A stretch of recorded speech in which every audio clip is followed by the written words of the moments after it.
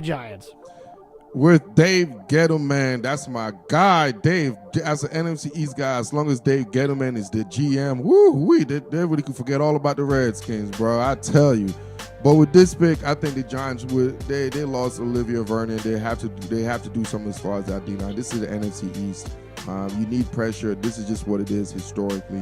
So I think with this being a great defensive line draft, I say the Giants are going to draft Rashawn Gary from Michigan as far as their number 6 pick. Almanacs, is you too? No, I do have him taking the defensive lineman, but I have him taking Ed Oliver, the defensive tackle from Houston. He had his pro day a couple weeks ago and blew it up. He had some outstanding short shuttle and 40 drill. I think they said he finished ahead of Aaron Donald on a lot of those short shuttle drills. He had a letdown season this year. Some of his tape wasn't as good as it was last year, but I still think that he goes early in the first round. I have the Giants taking Ed Oliver. This is the first split here with the Giants, and still not a quarterback. I would think this is a team that would feel the need to fill that position, given what they're working with over there.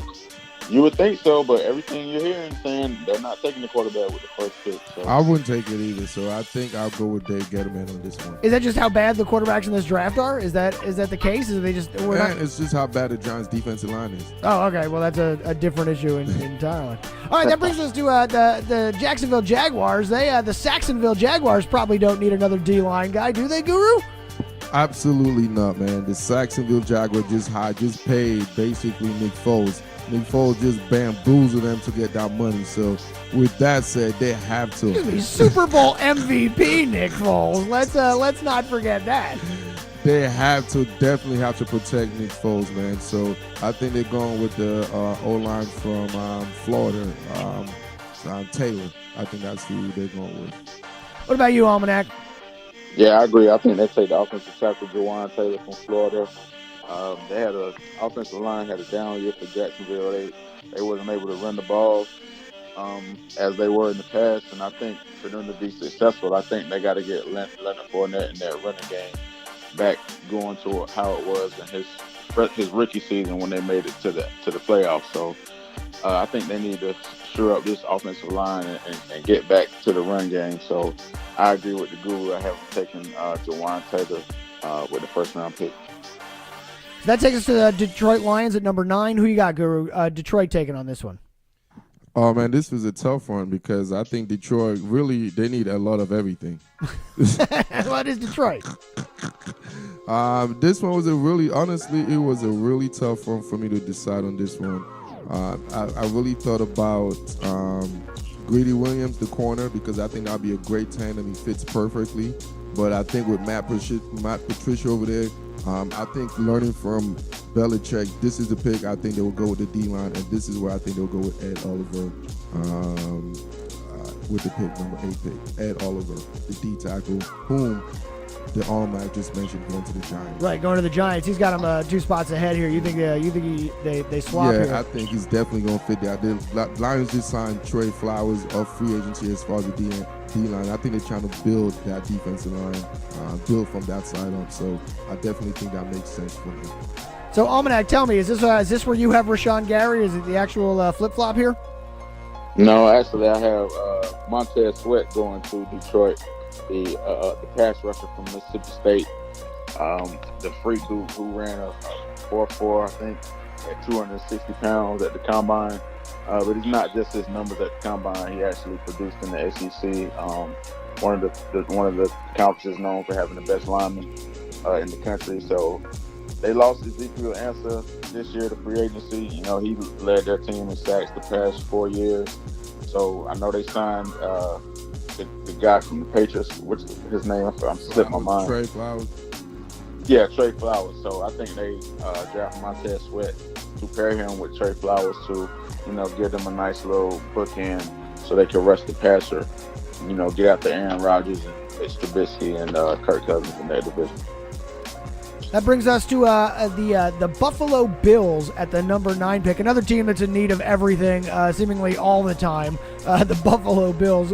Guru, which way do they go this year? This year, I think the Bills drafting Josh Allen last year. They did pretty well, but I'm going with McDermott. I think McDermott is a defensive mind type of guy. So I actually got Marquez Sweat going to Buffalo at this pick. I saw the almanac had him at another one at the Detroit, but I have him going to the Bills. I think the Bills obviously need a bunch of everything, but one thing you already have a quarterback. Now you better go attack quarterbacks. So you're in the division with the Jets got a franchise quarterback now. You got Brady in that division, so you better be able to go attack the quarterback. So that's what I think the Bills are going with Marquez Sweat. Dolphins still no quarterback. So, what about you, Almanac? Where are the Bills going here? Well, like you said, they could use help everywhere, each position on each side of the ball. But I have them taking what's considered to be the best tight end in the draft, T.J. Hockenson out of Iowa. He's not just a great pass catcher; he's a great blocker as well. I think for a young quarterback, a good tight end could be his best friend. And Buffalo, I honestly couldn't name you one of their offensive weapons outside of Shady McCoy. They had who's of guys in and out playing wide receiver. So I think that Josh Allen definitely needs some weapons he can go to on offense. So I have them taking T.J. Hockenson. Now, Hockenson, he is considered one of the best prospects in this draft. He's another guy that ranks very high in the prospect rankings. I think he's at number 4 on the NFL board, and that's high. Falling down though in a D-line draft. That is he the first offensive player? No, we had an offensive tackle earlier as well. That wasn't Kyler Murray. All right, so that gets us to the Bills at number 9. This takes us to the number 10 pick. This is your pressure team here, Guru, the Denver Broncos. What does John Elway do with his number 10 pick? I think this is a no-brainer here. I think John Elway just defensively, obviously, they're formidable. They're drafted defensively for the last couple of years. They got edge rushers all over galore. So I think this pick, they have Joe Flacco. You have a trio of young second-year receivers coming back who I'm anticipating to see how they progress. And this pick, I think John Elway will go safe. We'll go with one of the safest prospects in this draft with the one because they have a tandem as far as running back as well. They had a nice running game. This is where I think T.J. Hockenson, the tight end, I think this is a perfect fit right here in Mile High Stadium with Flacco and all those other assets. I think the Denver Broncos will hit a home run with that pick. Yeah, see, I think Flacco needs a guy that he can hit like a tight end, run across the middle, that can catch the ball and take a hit because he's not bombing them deep. Although maybe in the Mile High, who knows? So Guru says that Denver's taking Hockenson here. What about you, Almanac? You got him off the board already. Which way does Denver go in your draft? Well, I got Denver drafting a quarterback here, Drew Lock out of Missouri.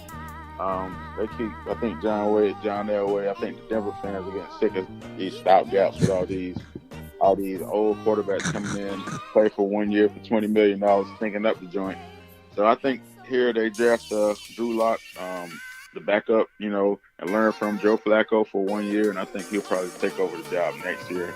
So I think they roll the dice again and try to land a quarterback for the future. So I guess he'll get a hit one day. He can't keep striking out. Maybe he will.